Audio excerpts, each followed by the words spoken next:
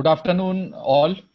I welcome Dr. Srinivas Padmanabhumi as well as Dr. Suryanil Ghosh today for the second day of the session on artificial intelligence, machine learning, and entrepreneurship.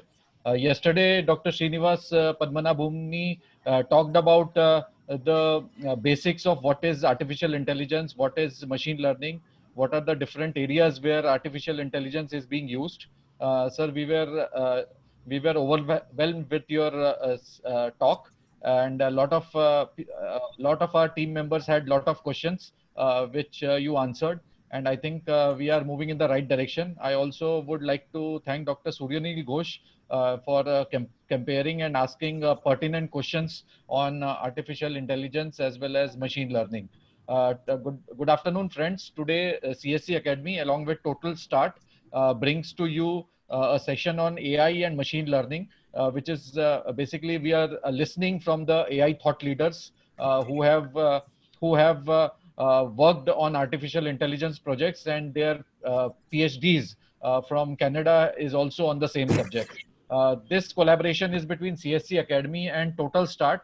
Total Start is an innovation and incubation center for machine learning, which brings training to all the CSCs, to all CSC employees, to all the CSC participants of the states who have joined in, to all the district coordinators and district managers who have joined in from across the country. I welcome you all. I'll hand over now to Dr. Ghosh, who can, sir, I request you to kindly start the proceedings. Thank you. Thank you, Rishikesh ji. Thank you so much. Good afternoon, everyone. Yesterday we had a very interesting session where we talked about some of the, highlighting topics on AI, ML. I think, I hope whoever is present today, they were all yesterday. So it's a repeat crowd, right, Mr. Rishikesh? It's a repeat crowd, correct? Yes, sir. Almost a repeat crowd. Maybe some few people might be. New ones, so Yeah. so that's fine. So then we should not have a problem. 1 hour is sometimes very less to talk. We want to people like Srinivas, you can talk to you for 5 hours on just one topic. I may be a little less, but that's good because we keep ourselves restricted to what is most pertinent for the crowd during the time. So yesterday we covered a lot of things, but some things we did not cover. We'll not do that now. Today we go into some details of AI, well, the technicalities of it, which we promised to do it today, and we have a very elaborate discussion point. We have points which Dr. Srinivas will come. The technologies in AI involved in some details of it, with this machine learning, deep learning, analytics, NLP, the varieties of it. You would also share with you a live demo, right, Srini? You're going to share with you a live demo on a product which you want to share with everyone how it works, correct, Srini? Yeah, I will highlight a real example.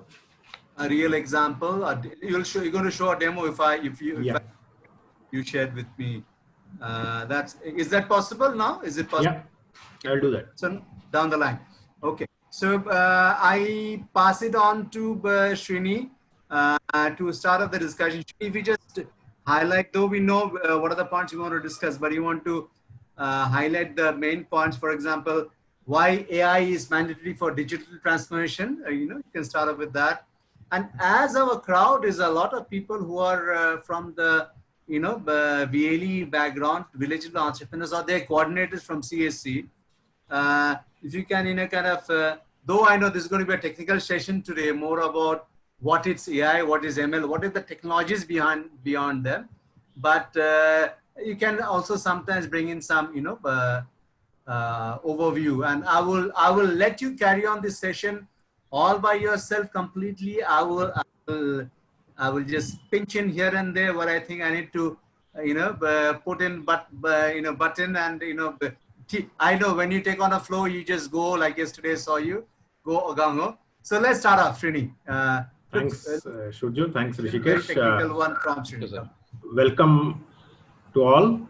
And today I'm going to go a little bit deeper into what is the nuts and bolts of AI and machine learning, so that it gives you a good perspective of what it means to work with AI, and in particular, the part where we're talking about generating insights and patterns from data.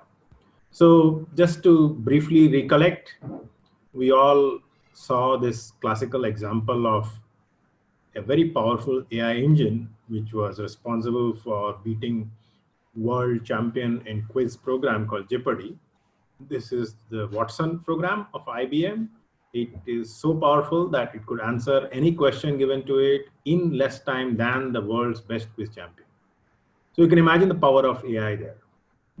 Then we looked at a powerful example of driverless cars, which is basically the power of a driver being embedded into a software powered with some hardware like sensors, etc., which give the AI program a monotony, which is quite close to what we call as a real driver. Then we talked about what exactly is AI. AI is about the possibility of creating a software or a hardware embedded with software where we can display capabilities of intelligence as humans should perform. So we need to measure the intelligence in terms of the capabilities of humans it's able to mimic. That's very important. So when we talk about mimicking human performance, we also talked about when we talk about mimicking human performance, we should gauge the capability of an AI machine by what are the capabilities of humans it is able to mimic. It is in that context that we saw that while we have a perfect role of AI as mimicking human-like performance, we are still not fully there. So we are talking today of very practical applications of AI in what is a reduced level or a smaller level. It's called narrow intelligence, where we see a program which is very, very good at one specific task, like playing chess or playing a game like Go, or understanding one specific kind of cancer, like say lung cancer. But given such a program, if you want to take it to a different task, it will fail. For example, a chess program cannot go and play Chinese checkers, or a car trained on US roads cannot go and present itself on European roads. So that is called narrow intelligence or weak AI. But when we generalize it to what the basic definition of AI is, mimicking human intelligence, where human level performance in any environment it can do, that is known as general AI or strong AI, which is probably about 30, 40 years away, because there's a lot of elements of today's patterns in AI which are not possible in current day technology. So it will take some more time before we reach there. The last one we know is about robots, which can be super powerful, more powerful than AI of any kind, which is basically called super AI or artificial super intelligence. But today we see that probably 100 years from now. So when we talk about AI, we definitely talk about narrow intelligence. But when you talk about narrow intelligence, we need to understand that primarily there are two kinds of ways by which humans perform their intelligent operation. When I say intelligence, it's always about, you need to understand that we talk about basic data, and out of that data, we perform some kind of a reasoning. So when we talk about a system like the Watson example, right? So in Watson example, when we talk about a classical question which is thrown at it, if we were asking it a question like, what's the capital of India? So naturally, there would be a database fact which you have been trained on. It would say, okay, Delhi. Fine. But when it is given a task of a question like, say, okay, what's the capital of the second most populous country of the world? There comes the problem. There, it's not possible to write all these facts of even complex questions as a fact and just look up as a database. So there, what you need to do is you need to do a combination of two different facts and combine them and derive a new fact. So the new fact is that the capital of the second most populous country of the world is Delhi. But that fact itself will not be there. If it was a database, you would have a database entry for each. But here we have two separate facts. One is capital of India is Delhi, and India is the second most populous country of the world. So what happens here is when you have a lot of basic, facts or some what we call as rules over some individuals, you can combine them to always create new facts. So a lot of times you will be seeing that AI programs do not necessarily treat everything as just a pure stored knowledge. It is just doing a database search. It's not that. It combines the smaller pieces of knowledge to generate new pieces of knowledge. So that is a very powerful technique, which is very common in when students in schools study, say for example, Euclidean geometry. It's a very common thing when people say that, okay, you learn these axioms, which are basic facts, and based on all these axioms, you derive these new theorems. I think that's a very common thing which many of us went through in schooling, right? So that's a part of AI, which is known as deductive reasoning or logic-based reasoning, where given some facts and some rules, you derive new facts.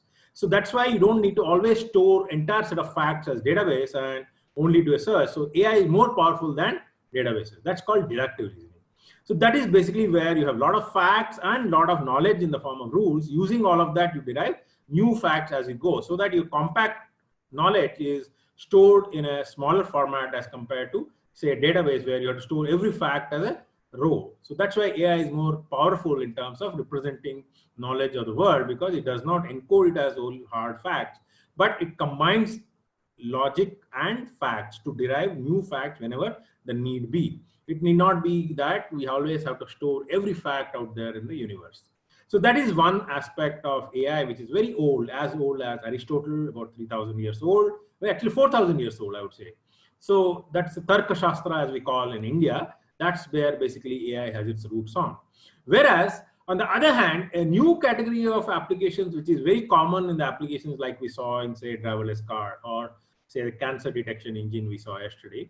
In all of them, what they do is they feed lots of raw data, tons of raw data to an AI engine, and the AI engine learns the patterns from there.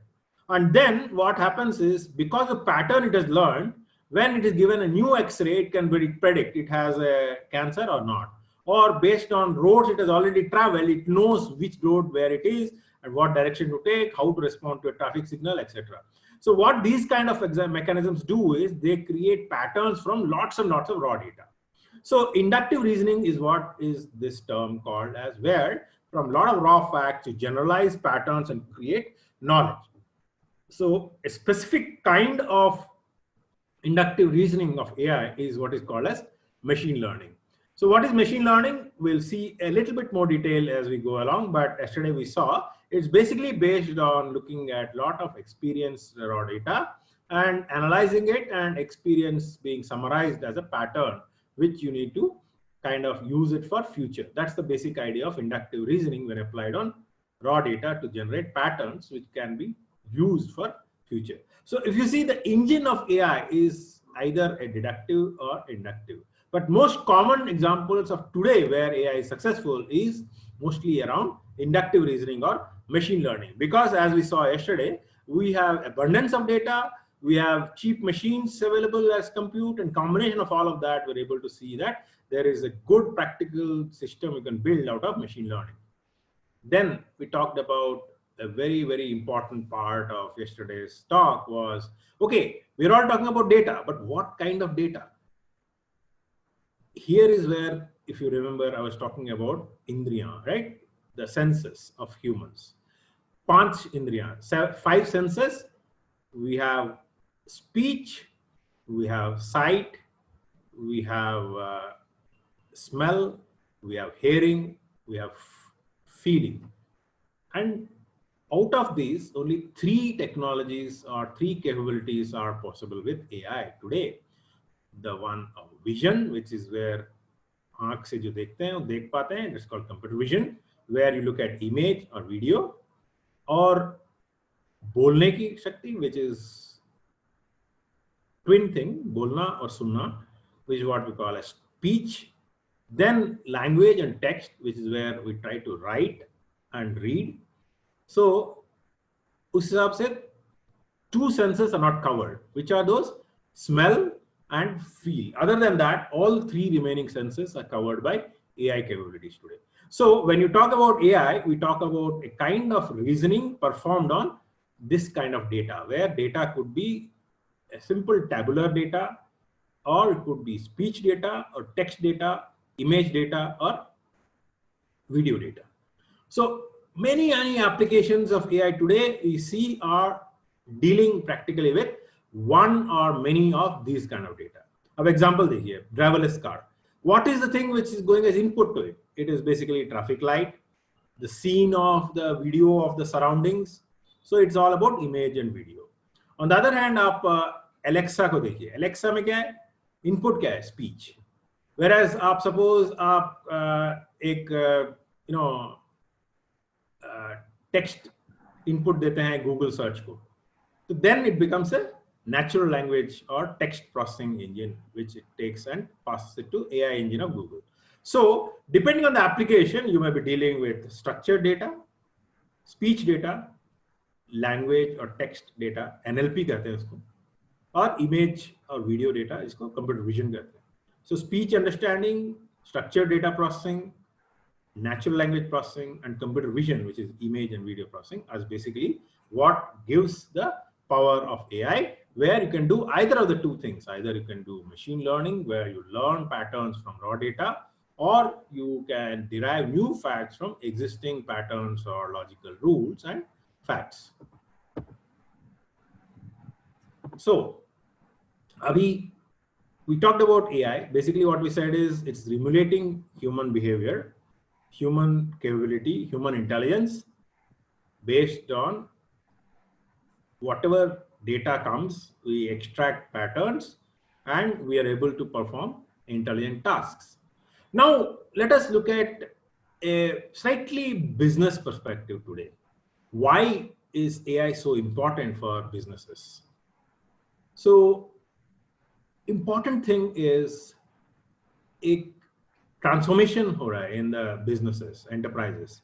It's called digital transformation. आप देखे होंगे banking service, यदि आप पिछले 40 सालों में banking service जैसे बदला है, आप जस्ट एनालाइज कीजिए. आप इफ यू लुक एट मेरे पेरेंट्स के जमाने में सभी पासबुक और चेकबुक रखते थे. कुछ भी अकाउंट अपडेट करना होता था तो बैंक जाके पासबुक में एंट्री करते थे. फिर कुछ साल पहले, 20 साल पहले एटीएम शुरू हो गए. तो एटीएम्स में क्या हुआ कि हमको बैंक नहीं जाना पड़ता था, एटीएम से कैश शुरू हो गए.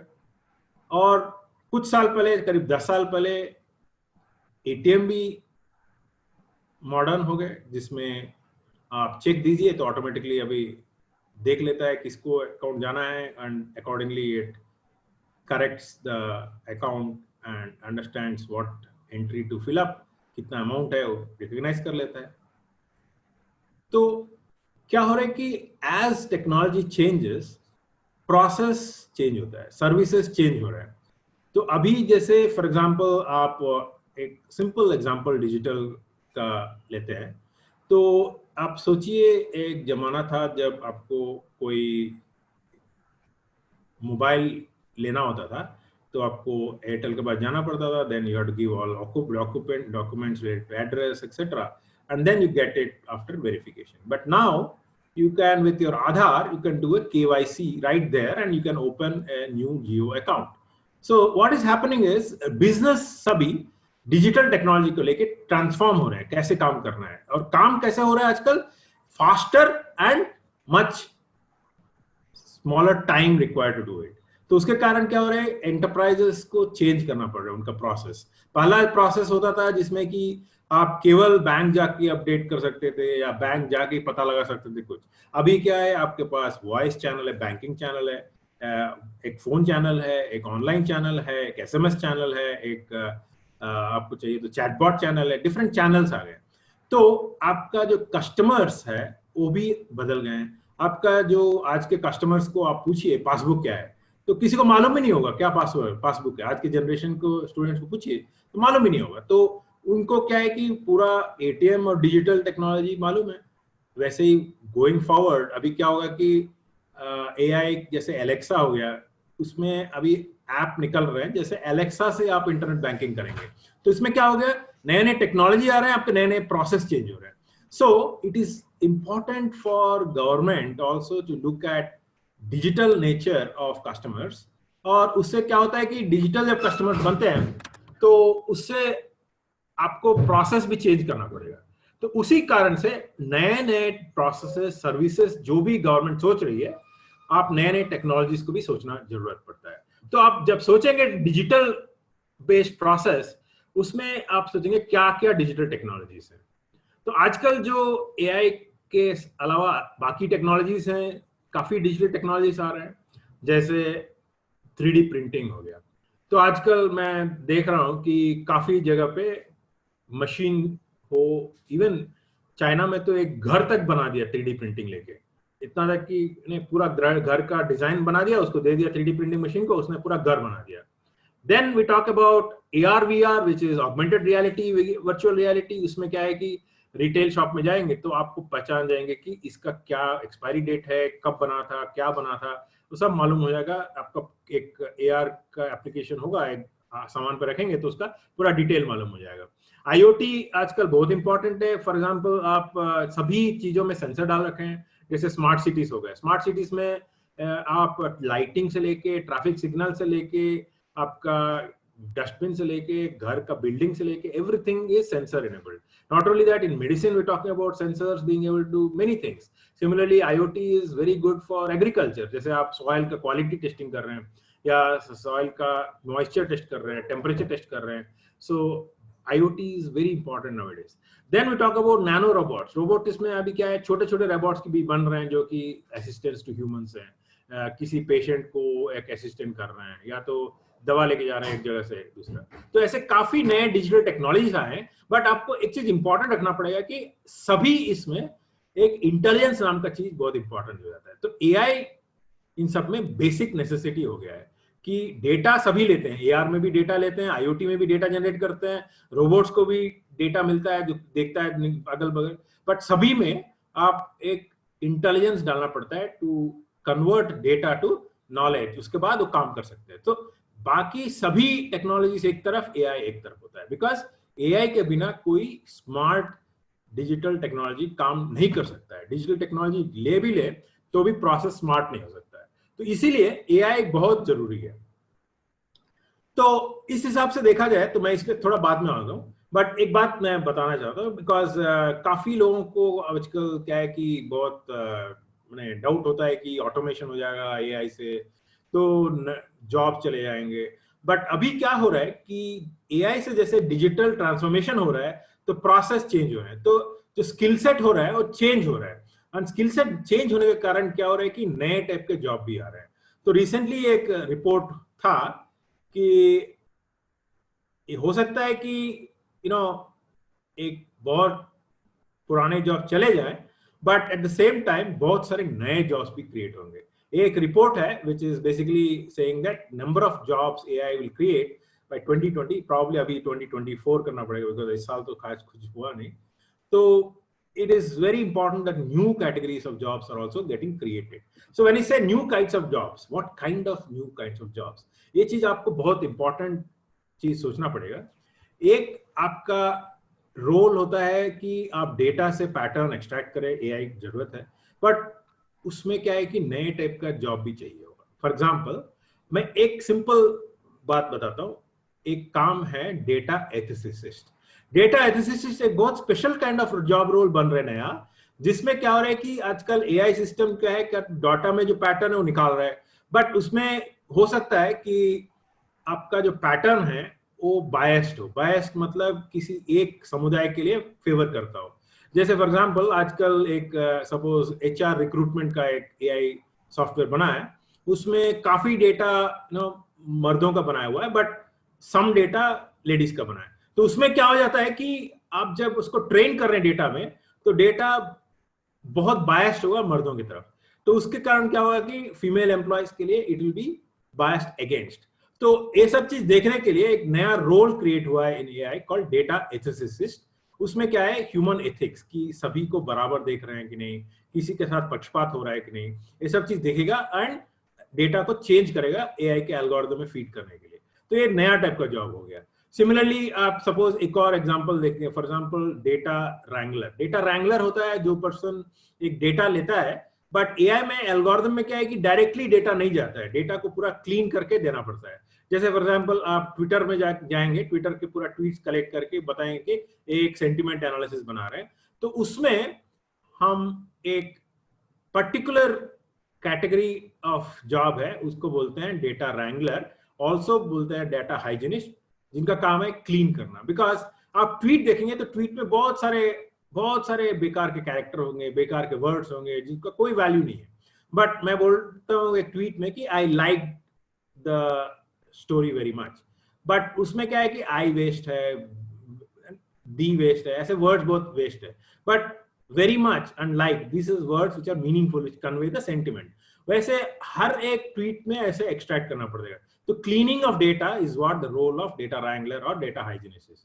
तो इसमें क्या है कि नया टाइप का रोल क्रिएट हो रहा है। इसमें जब एआई का कोई आदमी काम शुरू करता है तो उसको पहला काम होता है डेटा को पूरा क्लीन करना।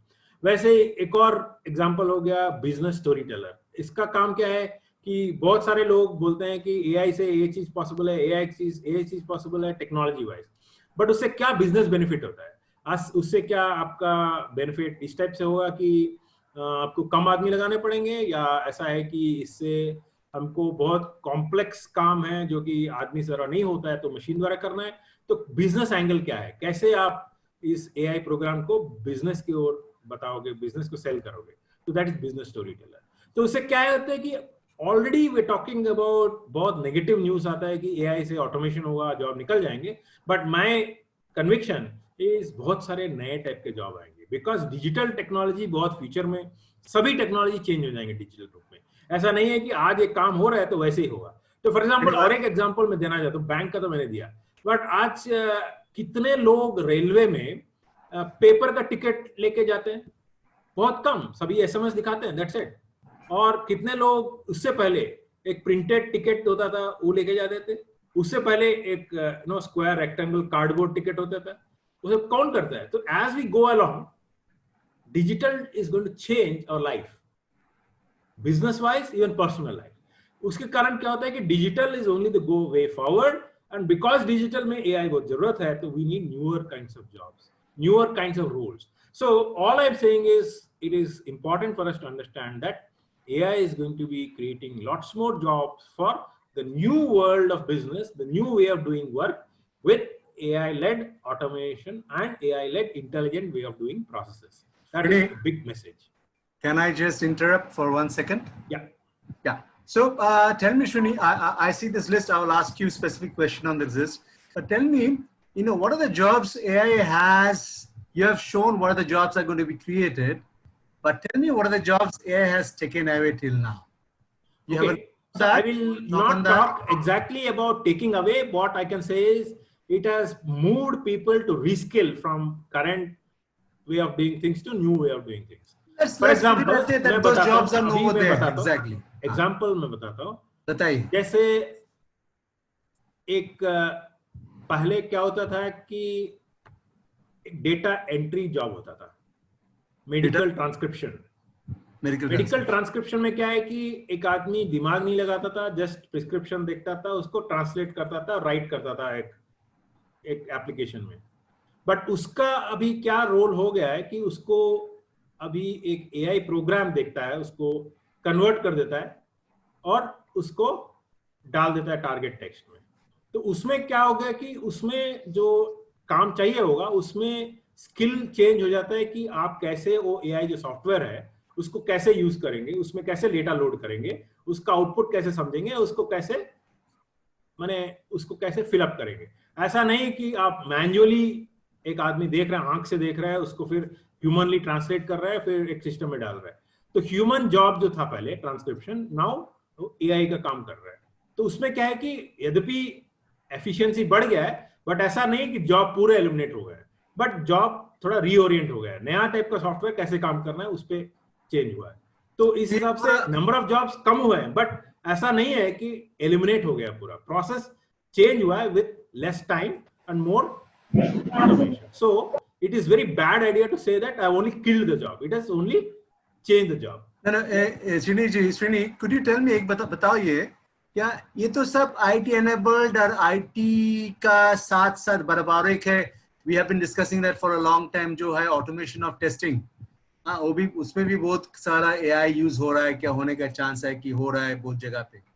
लेकिन ये तो सब IT और IT एनेबल्ड वर्ल्ड पे है। आप थोड़ा बताएं जहां AI नॉन IT या नॉन IT एनेबल्ड का काम थोड़ा रिप्लेस कर रहा है, थोड़ा बता सकते हैं? जैसे फॉर एग्जांपल अभी आप इसका काम देखिए, जो क्या बोलते हैं रेडियोलॉजिस्ट।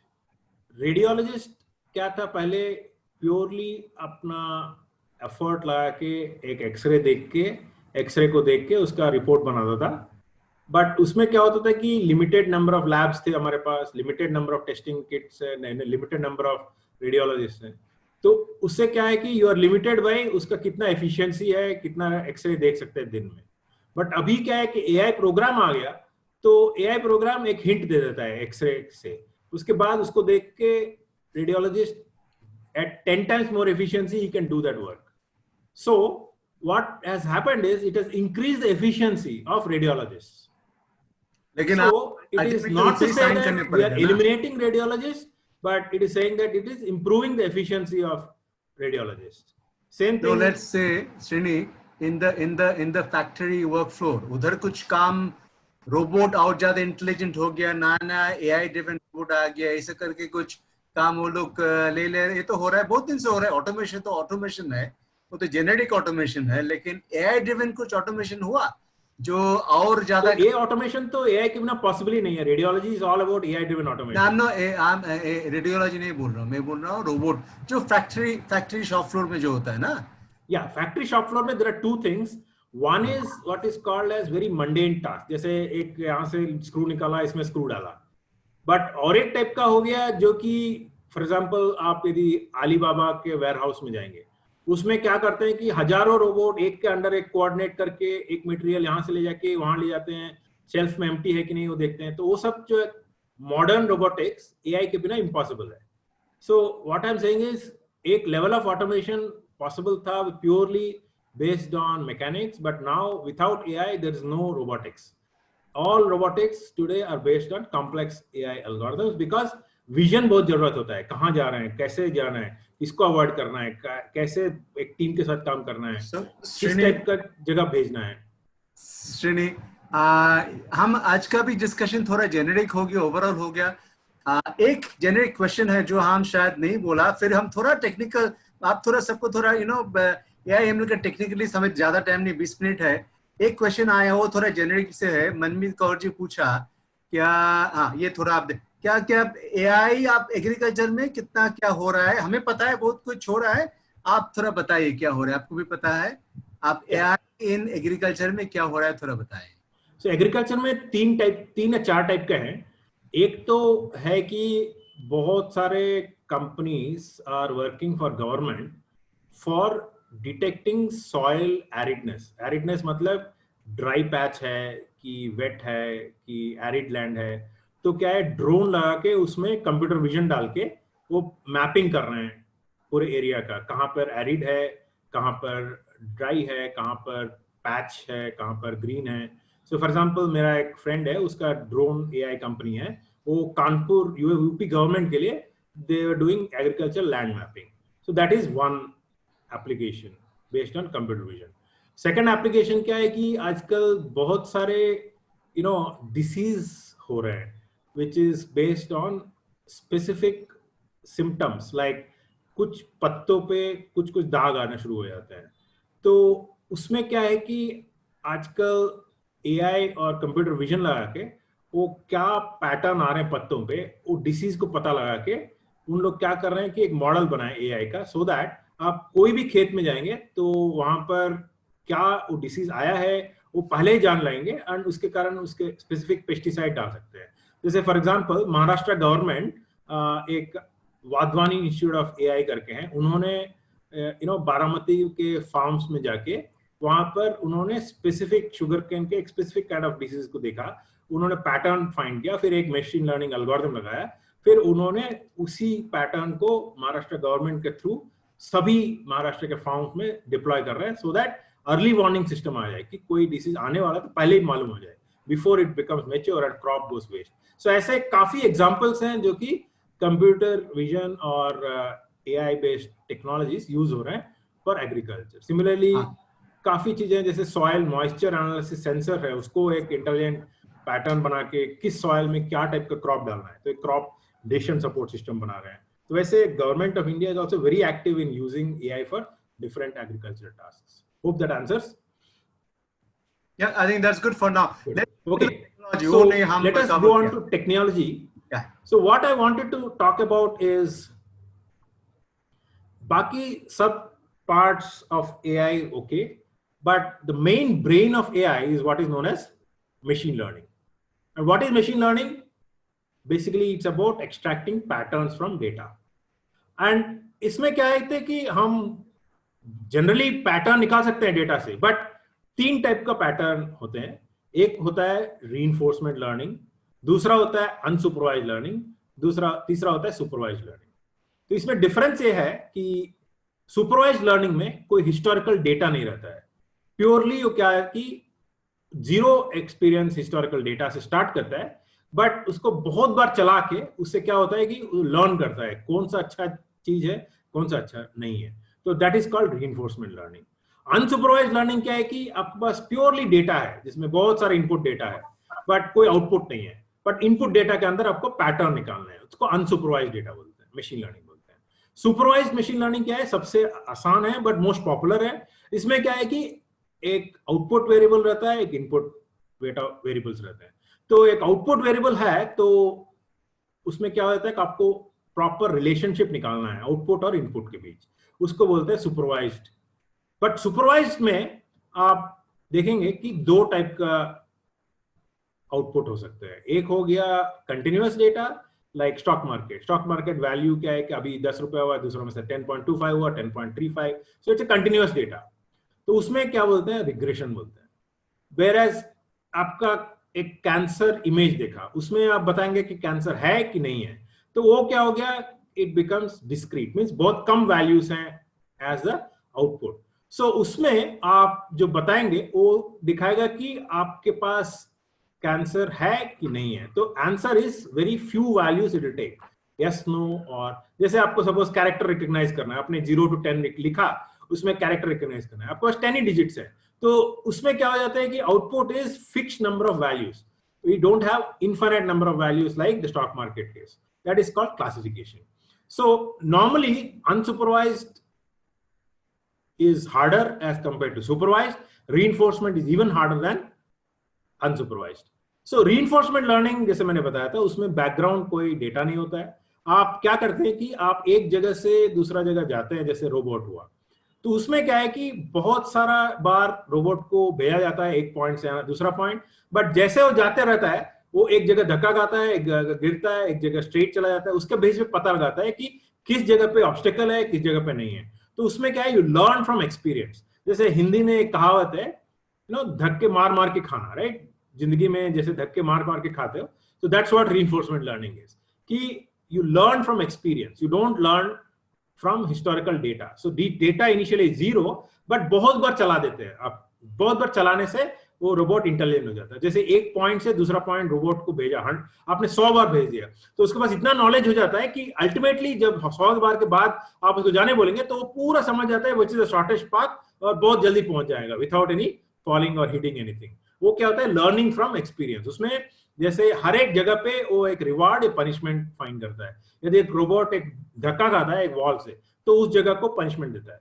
Whereas आराम से पहुंच जाता है तो उसको रिवार्ड देता है. उसको कलेक्ट करते करते उसको समझ जाता है कि कौन जगह पे कौन सा मूव करना है. तो that becomes a very good application of places where you have to learn from experience, but you don't have data.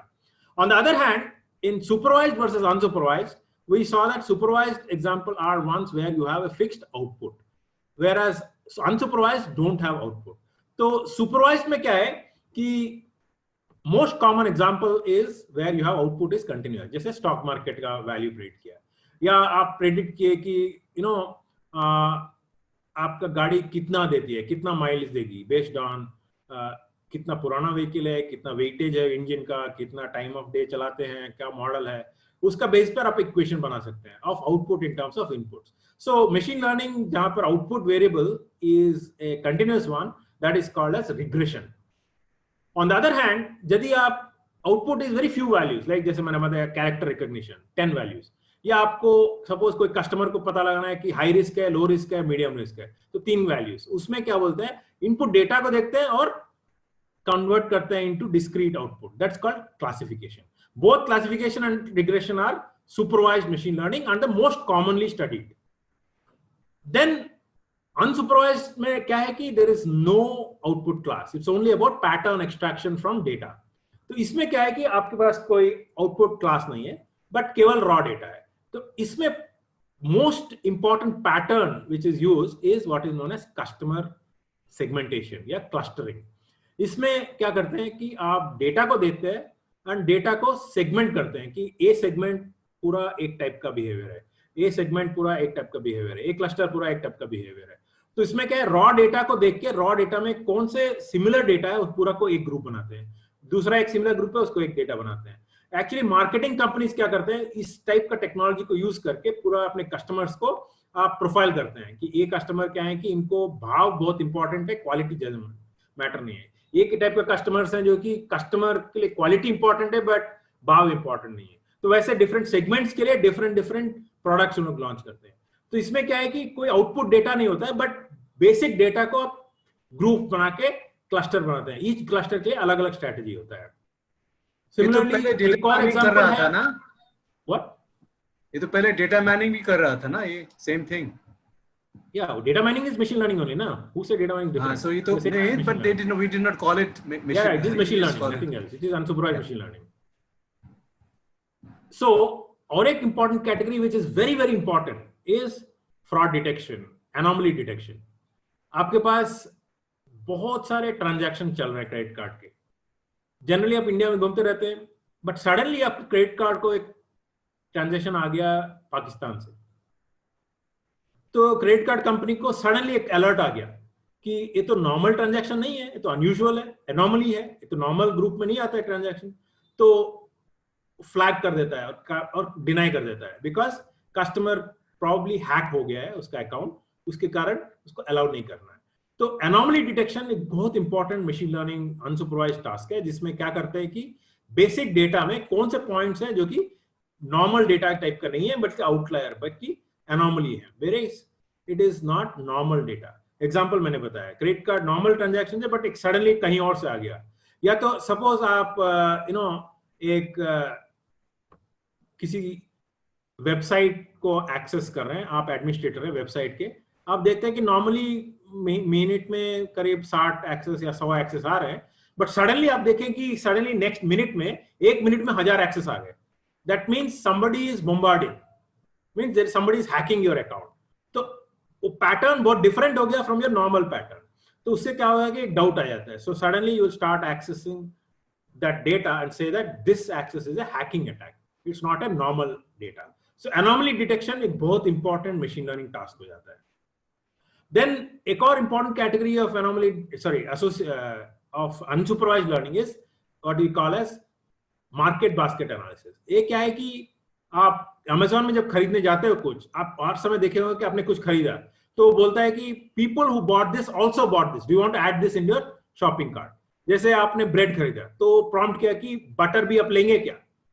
तो इसमें क्या करते हैं कि रॉ डेटा जो होता है आपका, जो आप खरीदे हैं पास्ट में, बहुत सारे लोग जो खरीदे हैं उसमें देखता है कि आप ये चीज खरीदे हैं तो बाकी दूसरा चीज भी लोगों ने खरीदा है, तो वही आपको बताता है कि आप एक बास्केट में बटर और ब्रेड साथ में बहुत सारे लोग साथ में लिए थे, तो आपने यदि बटर लिया तो आपको ब्रेड भी लेना चाहिए, सजेस्ट करता है.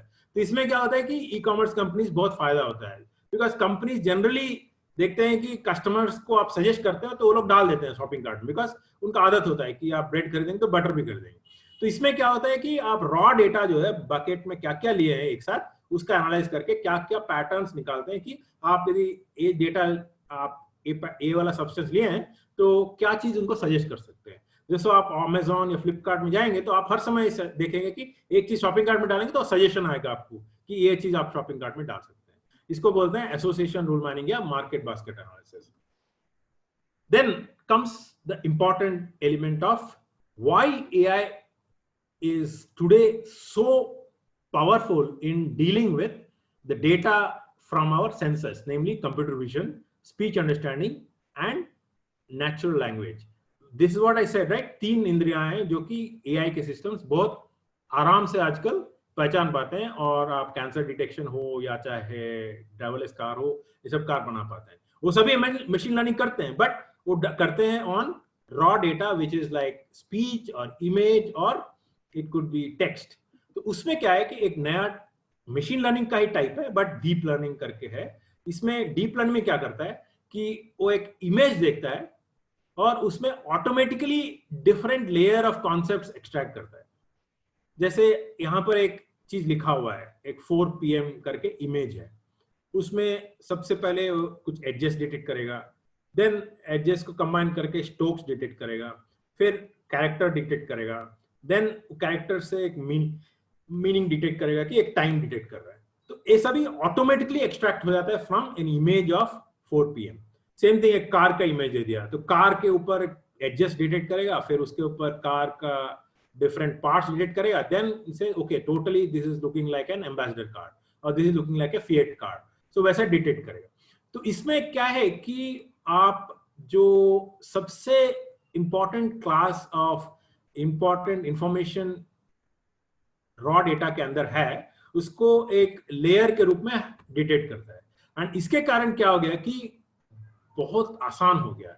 जब भी हमको इमेज के ऊपर काम करना होगा, स्पीच के ऊपर काम करना होगा या कोई टेक्स्ट के ऊपर काम करना होगा, इसके कारण क्या है कि आज AI डीप लर्निंग के कारण बहुत सक्सेसफुल हो गया है.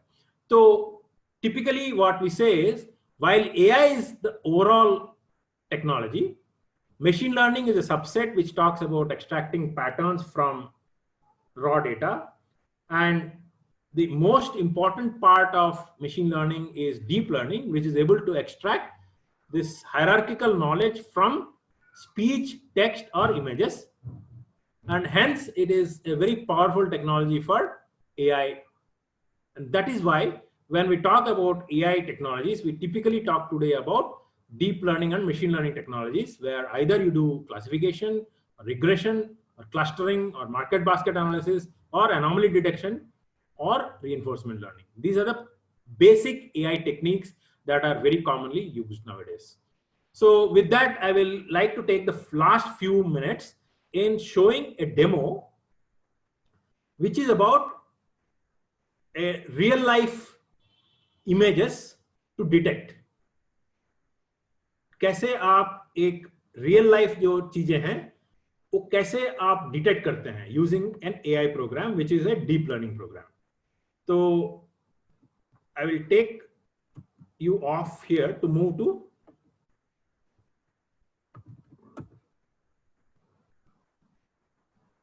This is a very powerful demo.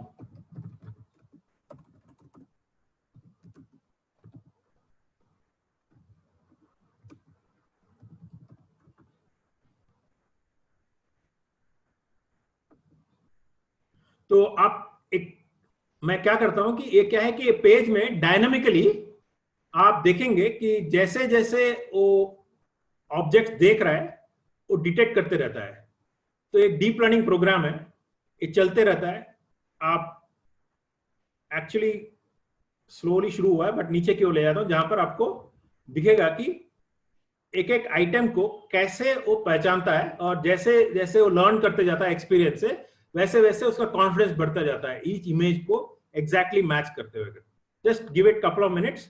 अभी देखिए यहाँ पर पहला एक इमेज आया, उसको लगा कि शिप नहीं है, बर्ड नहीं है, बट मोस्ट लाइकली ट्रक है, बट कॉन्फिडेंस थोड़ा कम है. बट जैसे जैसे वो ट्रेन होते जाएगा वो इंपॉर्टेंस उसका बढ़ते जाएगा. तो उसमें क्या होगा कि एंड में उसके पास बहुत अच्छा कॉन्फिडेंस आ जाएगा, कहेगा कि this is very high confidence is a truck. जैसे अभी देख रहे हैं इसका एयरप्लेन का इमेज है, एयरप्लेन का इमेज उसको ग्रीन लिखा है बट अभी भी फुल कॉन्फिडेंस नहीं है. तो वैसे कंटिन्यूअसली रनिंग प्रोग्राम है. तो जैसे जैसे वो इमेजेस आते जाएंगे वो देखते जाएगा और प्रेडिक्ट करेक्ट करते जाएगा. तो अभी देखिए आप, इसको बहुत हाई कॉन्फिडेंस है कि आप जो इमेज यहाँ पर है वो शिप है. यहाँ पर जो फोर्थ वाला इमेज है वो फ्रॉग है. वेयर यहाँ पर जो सेकेंड रो में देखिए थर्ड इमेज, उसको क्लियरली क्लैरिटी नहीं आ रहा है हॉर्स है कि ट्रक है कि बर्ड है. बट कुछ समय बाद देखेंगे ऑटोमेटिकली वो इंप्रूव होगा. जैसे इसमें फर्स्ट वाला उसको एरोप्लेन लगा, सेकंड वाला अभी कॉन्फिडेंस नहीं है, बट फोर्थ वाला उसको लग रहा है कि बहुत काफी कॉन्फिडेंस है कि इसको कार है। बट जैसे आपका इमेजेस बढ़ेंगे, जैसे ट्रेनिंग वाला डीप लर्निंग एल्गोरिथम चलते रह रहे, और जैसे देख रहे हैं यहाँ पर 0.1875 है, वो पूरा आपका 1 तक जाएगा, उस जब तक 100% एक्यूरेसी तक जाएगा, तब most of the items will become green, that it is very high probability that this is airplane, it's not a ship. Similarly इधर पे for example ये ship है, airplane नहीं है, ये frog है, horse नहीं है, car नहीं है. So this is a classic AI example of classification, which is take an object and give one class to it. इसमें क्या है, around 200 classes of objects है, एक ship हुआ, एक bird हुआ, cat हुआ, बहुत सारे लेबल किया हुआ है डेटा और दिया हुआ है ट्रेनिंग. तो this is a typical example of जो ड्राइवरलेस कार के अंदर सॉफ्टवेयर होता है, या कैंसर एक्सरे डिटेक्शन के अंदर सॉफ्टवेयर होता है, वो यही करता है, अंदर डीप लर्निंग करता है, बट अल्टीमेटली वो क्लासिफाई करता है, क्लासिफिकेशन करता है कि ये पर्टिकुलर कैटेगरी ऑफ ऑब्जेक्ट है, इसमें कैंसर है कि नहीं है, इसमें 2 ही कैटेगरी है. इसमें क्या है कि 200 ऑब्जेक्ट्स है, तो डिफरेंट ऑब्जेक्ट्स को वो क्लासिफाई कर रहा है. तो आप इस हिसाब से देख सकते हैं कि जो एआई प्रोग्राम डीप लर्निंग पे बेस्ड है, वो कंप्यूटर विजन बहुत अच्छी तरह से कर रहा है. मतलब जो इमेजेस हैं उनको देख के वो बता पा रहा है कि किस टाइप का इमेज है. तो basically you need to understand that बहुत सारे कंपोनेंट्स एआई के, but most successful technology in AI today is deep learning. उसमें क्या रीजन है? रीजन ये है कि आप जो human capability of vision, speech and text processing is done well with deep learning. आप अभी देखिए, इतना करने के बाद फर्स्ट रो में कितना कॉन्फिडेंटली बता रहे हैं कि फर्स्ट वाला एयरप्लेन है, बहुत कम चांस है कि वो शिप या कार है. तो as the learning goes on, the green confidence increases. So this is basically an example of a typical technology called deep learning. It is made up of a set of networks called neural networks, which are very similar to human brain. So उसमें क्या है, जैसे human brain में काफी nerves होते हैं which are connected, तो इस डीप लर्निंग में भी वैसा ही टेक्नोलॉजी यूज होता है, उसको कहते हैं neural networks. Neural networks are very good at doing deep learning, which is understanding text, understanding images and understanding speech. तो आई होप ये एप्लीकेशन आपको समझ आए. I think we're about time that you over. Any कोई question है किसी का, किससे? Any question from anyone? कोई question नहीं है, लग रहा है कोई question है नहीं अभी. So, I'll just summarize in last 4 minutes with one small thing. Is saying that sure, absolutely. AI is not magic. You have to have a proper process. आप सॉफ्टवेयर में भी पढ़े होंगे कि एक प्रोसेस होता है, requirements analysis, then architecture design, then you go for coding, then you do testing, unit testing, system testing, then integration testing, then maintenance. वैसे ही in AI also there's a process. It starts with data acquisition. Data acquisition means आप बहुत सारे data collect करना है. Without data there is no AI. So आप बहुत सारे scripts लिखो, कैसे भी लिखो, फ्रेंड से मांगो या खरीदो डेटा खरीदो, डेटा लेके आओ. That's called data acquisition. जैसे आपका सपोज कस्टमर सेंटिमेंट एनालिसिस करना है ऑन ट्विटर, तो उसमें क्या करेंगे, आप स्क्रिप्ट लिखेंगे ट्विटर को कि आप ट्विटर में इस पर्टिकुलर टॉपिक पे क्या क्या ट्वीट्स हुए हैं वो सब कलेक्ट करो. Then data preparation. Data preparation में क्या करते हैं कि आप बेसिकली क्लीन करते हैं डेटा को. जैसे मैंने बताया, ट्वीट में सभी डेटा तो यूजफुल नहीं है, तो अनवांटेड डेटा को क्लीन कर देते हैं. इमेज आ गया, इमेज में कुछ अनवांटेड पार्ट है वो रिमूव कर देते हैं, उसको शार्पन करते हैं. तो data cleaning is part of data preparation. जब पूरा डेटा प्रिपरेशन हो गया, then we talk about what is known as hypothesis and modelling. Hypothesis modelling में आप, जैसे मैंने बताया आपको, डिफरेंट टेक्निक्स, राइट. एक क्लासिफिकेशन है, एक रिग्रेशन है इन सुपरवाइज्ड, एक क्लस्टरिंग है, एक मार्केट बास्केट एनालिसिस है, एक एनोमली डिटेक्शन है, वैसे एक रीइंफोर्समेंट लर्निंग है. तो कौन टाइप का प्रॉब्लम है, जो आपका प्रॉब्लम है वो किस टाइप का है, उसको बोलते हैं मॉडलिंग. वो करने के बाद आपके पास बहुत सारे एल्गोरिथम है फॉर ईच टाइप. उसमें डिफरेंट एल्गोरिथम्स रन करके आप डिफरेंट आउटपुट देखेंगे कि कौन सा एल्गोरिथम बेस्ट है. यहां पर आपको एक छोटा सा ये दिखाता हूं कि फॉर एग्जांपल आप रिग्रेशन करना चाहते हैं, तो बहुत सारे एल्गोरिथम्स है, जैसे multilinear regression, ridge linear regression, lasso regression, regression trees, support vector regression, बहुत सारे एल्गोरिथम्स है। तो जैसे आपने डिसाइड किया कि आपके पास मॉडल जो है वो रिग्रेशन का है, तो उस पे आप डिफरेंट एप्लीकेशंस एल्गोरिथम्स लगाएंगे और उसमें चूज करेंगे कि कौन सा आपके लिए बेहतर है, because the one which is going to give you the best result will be your final output. वैसे क्लासिफिकेशन में जैसे आपका इमेज क्लासिफिकेशन हुआ, उसमें आप लॉजिस्टिक रिग्रेशन लगा सकते हैं, डिसीजन ट्री लगा सकते हैं, के नियरेस्ट नेबर लगा सकते हैं, डिफरेंट एल्गोरिथम्स है। तो आपका जो डेटा मॉडलिंग एंड इवैल्यूएशन का साइकिल है वो साइकिल होता है, क्योंकि आप मॉडल करते हैं एक suppose for example linear regression, then उसका रिजल्ट देखते हैं, then again you go back and change it saying that I'll do support vector regression, then do the interpretation, then out of doing a lot of cycles of modeling and evaluation, then you'll say okay, this particular combination, this linear regression is the best because it gives the best results in terms of least error. तो उसको फिर आप deploy करते हैं in the actual environment where customers can use it. Because आपका problem क्या था, जैसे फॉर एग्जाम्पल रिग्रेशन में क्या था आपका प्रॉब्लम, आपका स्टॉक मार्केट वैल्यू प्रेडिक्ट करना था। तो आपने बहुत सारे इनपुट डेटा लिए है, जैसे स्टॉक का प्रीवियस डे क्लोजिंग क्या था, स्टॉक के बारे में कुछ न्यूज था क्या, स्टॉक कंट्री किस में जनरेट हो रहा है, क्या वॉल्यूम ऑफ स्टॉक था, वैसे जब इनपुट वेरिएबल्स है। फिर आउटपुट वेरिएबल था कि नेक्स्ट डे ओपनिंग स्टॉक क्या था। तो that is a problem. Then आपके पास एक इक्वेशन जनरेट हो जाता है बिटवीन आउटपुट एंड इनपुट। तो आप जनरेट हो जाने के बाद उसको आप फ्यूचर डेटा पे लगाना है। तो फ्यूचर डेटा पे लगा के आप फ्यूचर में प्रेडिक्ट कर सकते हैं कि क्या स्टॉक मार्केट ओपनिंग प्राइस होगा, तो उसको डिप्लॉयमेंट बोलते हैं।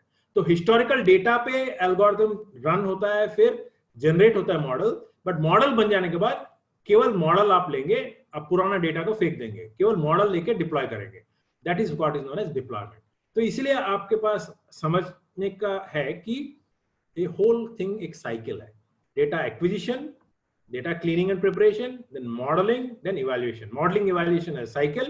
Then once you have the model from the data, then you put it into deployment. Once you go into deployment, उसके बाद आप देखेंगे कि कुछ दिन बाद सपोज आपने एक स्टॉक मार्केट का डेटा लिया और डाल दिया, बट आप देख रहे हैं कि आपको करीब 6 महीना अच्छा सजेशन दे रहा है, बट उसके बाद आप देख रहे हैं कि वो अच्छा सजेशन नहीं दे रहा है। तब क्या करना पड़ेगा आपको फिर से लूप डालना पड़ेगा। डाटा एक्विजिशन मींस नया डेटा लेने के आना पड़ेगा स्टॉक मार्केट का, फिर क्लीन करना पड़ेगा, फिर से मॉडल बनाना पड़ेगा। तो क्या है कि ऑपरेशंस और ऑप्टिमाइजेशन उसको कहते हैं कि आप मॉडल डाल दिया, उसके बाद ऐसा नहीं है कि आपका जो मॉडल एक बार बना दिया तो खत्म। बिकॉज क्या होता है कि एआई में आप जो डेटा दिया है उसके अंदर जो पैटर्न है उसी को रिफ्लेक्ट किया है, बट यदि अंदर पैटर्न ही चेंज हो गया तो आपको फिर से डालना पड़ेगा मॉडल चेंज करने के लिए। जैसे और एक एग्जांपल देता हूं, रिटेल में आप सपोज फैशन का एक मॉडल बनाया, तो आप सपोज इस 3 महीना ये फैशन चला, बट सडनली समर के बाद स्प्रिंग आ गया, स्प्रिंग में डिफरेंट काइंड ऑफ क्लोथ्स आ गए, तो पैटर्न चेंज हो गया, तो उसके कारण क्या है कि आपको फ्रेशली मॉडल चेंज करना पड़ेगा।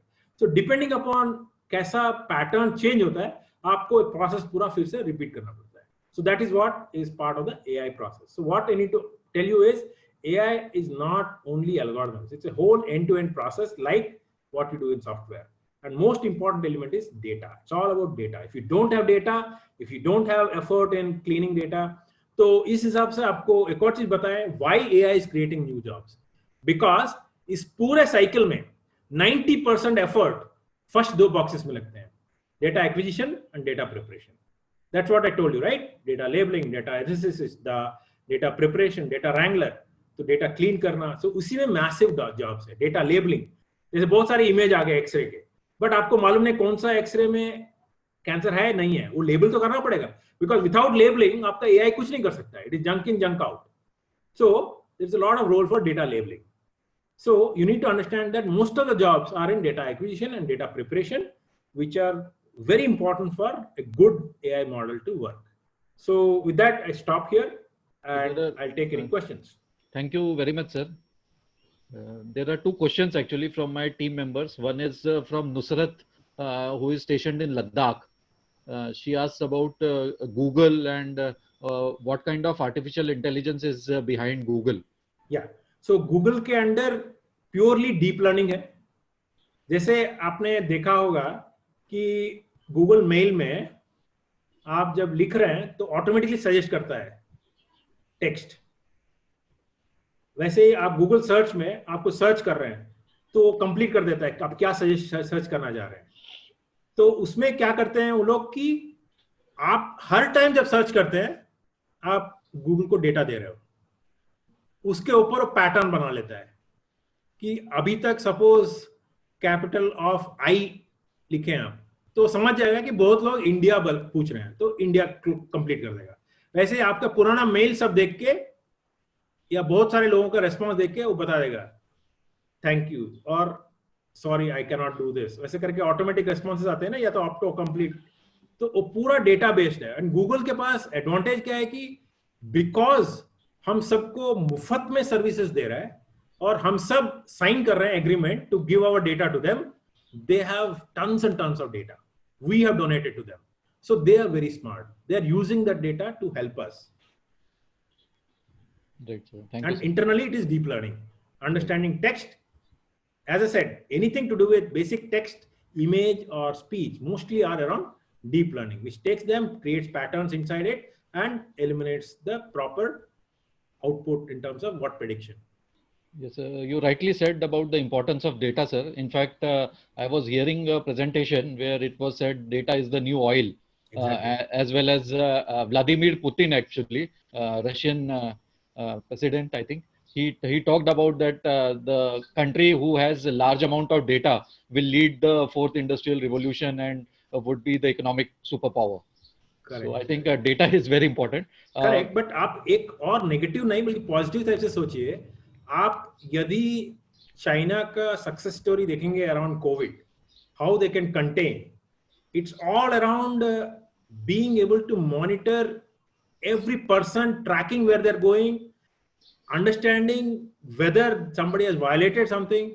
People may talk about privacy, but in extraordinary circumstances, it is this technology which has helped them to curb, which is very difficult in US or India, believe me, because we are democracy. We are not so empowered to take AI technologies to such high levels. Right, sir. Two more questions are there. One on the government side, which kind of sector or which ministry maybe, because government has huge amount of data, so how it can use that, as well as some of the softwares which are available, sir, for data cleaning or maybe data filtering kind of thing, which we can use. So these are the last two questions, sir. Data, first of all, government applications. So today I have a strong request, if any of you have power, is to bring a AI driven approach to Ayush ministry. India में इतना traditional knowledge available है, we have to build intelligent expert systems based on this traditional knowledge. It could be around specific disease specific, or it could be around herbal knowledge management system, all of that. I think today a big application area is around creation of a very powerful knowledge driven chatbot, or it can be endpoint, it could be even a simple front end, doesn't matter, but knowledge which is there should be made smarter with AI on top of the basic knowledge. Then second comes healthcare. Healthcare में आप देखिए, आप today one of the biggest problem in India faced is the density of healthcare available, professionals available per unit population. उसमें क्या है कि if you can use AI technologies, especially remote healthcare with computer vision based या expert system based, उसमें क्या होता है कि आप same doctor can look at 10 times more patients as compared to normal workflow. तो यदि आप एक डॉक्टर दिन में 10 लोग को देख रहे हैं, अभी 100 लोग को देख पाता है, तो उससे बेटर है ना? तो that is one thing. And third one, which I think which is already happening and which I think will take off in a big way, is all around the smart cities, which is, you know, we're talking about smart cities, but smart cities include a lot of things. It could be smart traffic, it could be about smart buildings, it could be about smart energy, it could be around smart monitoring of waste management. उसमें क्या है कि काफी data generate हो रहा है, data को properly use करके ऑप्टिमाइज कर सकते हैं. तो एक क्वेश्चन हो गया. Regarding software, I suggest people who want to do data cleaning, you have to get into Python or Python based software like Python में क्या है कि आजकल बहुत सारे libraries available है, which can be used for good quality data cleaning. Most important library in Python is called Pandas. उसमें क्या है, काफी data manipulation, data cleaning, data wrangling के पूरा लाइब्रेरीज है. और डेटा विजुअलाइजेशन के लिए एक और लाइब्रेरी है, उसको बोलते हैं Matplotlib. So Python is a very big library. Similarly R एक लैंग्वेज है, उसमें भी काफी टूल्स हैं for data cleaning and data visualisation. So I would suggest people who want to do this, this is not something which can be automated. This is because every DAW data has different kinds of, what you call impure data as compared to one specific, algorithm which can run. तो क्या है कि आपका जो later part of cycle है, क्या बोलते हैं, मॉडलिंग और इवैल्यूएशन, उसको ऑटोमेट कर सकते हैं. क्योंकि हमको मालूम है कि आप इधर रिग्रेशन करना है तो ये 10 एल्गोरिथम है, उसमें ऑटोमेट कर दीजिए, 10 बार कर दीजिए और फिर रन कर दीजिए, ऑप्टिमल फाइंड कर दीजिए. बट जो डेटा एक्विजिशन है, डेटा प्रिपरेशन है, उसमें ह्यूमन जॉब रहेंगे और will never be automated. Take it forward. That's where AI jobs are. तो इनफैक्ट आजकल एक नया ट्रेंड हो गया है which is AI for AI और automating the automation. So AI से ऑटोमेशन हो रहा है बट उसको भी ऑटोमेट कर रहे हैं. तो एआई का ऑटोमेशन टूल्स आ गए हैं, स्पेशली 4th और 5th स्टेप मॉडलिंग और इवैल्यूएशन में. तो there is a tool now called AutoML. Lot of tools are there around AutoML. उसमें क्या कर रहे हैं कि मशीन लर्निंग जो काम है, जो रिग्रेशन या क्लासिफिकेशन या क्लस्टरिंग, वो ऑटोमेटिकली डिफरेंट एल्गोरिथम्स ट्राई करते हैं 10-15, फिर बोलते हैं ये वाला बेस्ट है. तो AutoML is going to already kill some AI jobs. AI started killing some jobs, but already AI jobs are getting killed by further level of AI. But data preparation, data acquisition, जो जनों ने पूछा, उसको आप automate मत कीजिए. उस हर एक डेटा डिफरेंट है. आप ट्विटर से डेटा निकाल रहे हैं, वो different type of impure data लेके आता है. वैसे आप कोई मूवी का रिव्यू साइट है, वहां से ब्लॉग निकालते हैं तो उसमें डिफरेंट टाइप का डेटा है. सिमिलरली आप सपोज स्पीच है, आप स्पीच घर के अंदर कर रहे हैं तो डिफरेंट नॉइस आएगा, आप बाहर स्पीच कर रहे हैं तो डिफरेंट आएगा, कहीं बिजी ट्रैफिक में करेंगे तो डिफरेंट नॉइस आएगा. तो हर एक डेटा के लिए डिफरेंट नॉइसेस होंगे. तो आप ये दोनों फेज को ऑटोमेट नहीं कर सकते. It's better to do programming either in R or in जावा. में एक लाइब्रेरी है कॉल्ड स्पार्क MLlib. यदि आप स्पार्क करते हैं तो स्पार्क MLlib सीखिए. आप पाइथन करते हैं तो पाइथन में लाइब्रेरीज है, पांडास और scikit-learn. वैसे आर में बहुत सारे लाइब्रेरीज हैं.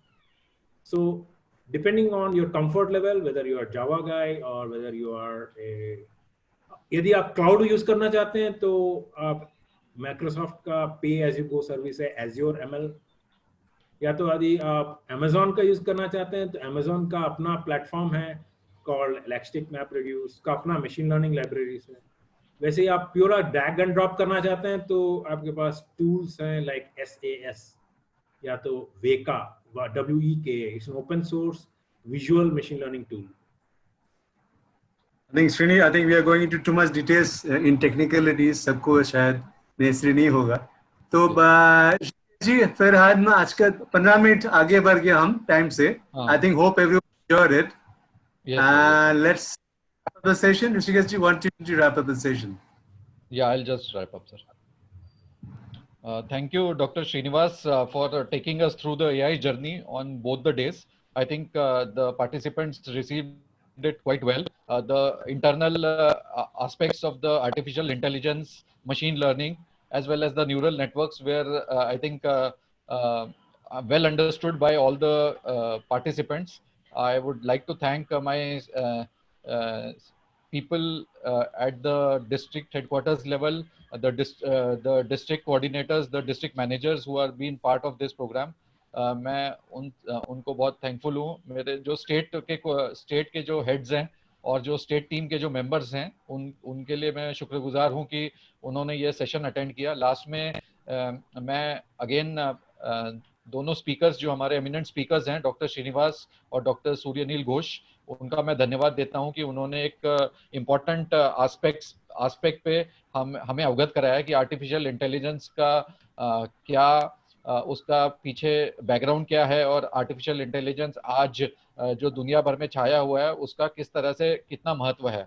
आप अगर बजट स्पीच पे भी देखेंगे जो फाइनेंस मिनिस्टर ने हमारी दी थी, उन्होंने भी आर्टिफिशियल इंटेलिजेंस की बातें करी हैं, इंटरनेट ऑफ थिंग्स की बातें करी हैं, वर्चुअल रियलिटी, रोबोटिक्स की बातें करी हैं। इवन नीति आयोग ने भी आर्टिफिशियल इंटेलिजेंस की एक टास्क फोर्स बनाई है। Ministry of electronics and IT in fact जो सिटीजन सेंट्रिक सर्विसेज है या डेटा प्लेटफॉर्म्स जो हैं या जो लीगल रेगुलेटरी फ्रेमवर्क्स और साइबर सिक्योरिटी है, उसमें भी आर्टिफिशियल इंटेलिजेंस की बातें करते हैं। और इंडिया में आई थिंक सिंस इंडिया में हमारे प्राइम मिनिस्टर ने बोला था IT plus IT is equal to IT, therefore current I think IT industry जो है एस्टिमेटेड $180 मिलियन की तरफ आगे बढ़ रही है। और most of the artificial jobs जो आगे अगले 5 से 10 साल में निकलेंगे वो आर्टिफिशियल इंटेलिजेंस पे होंगे।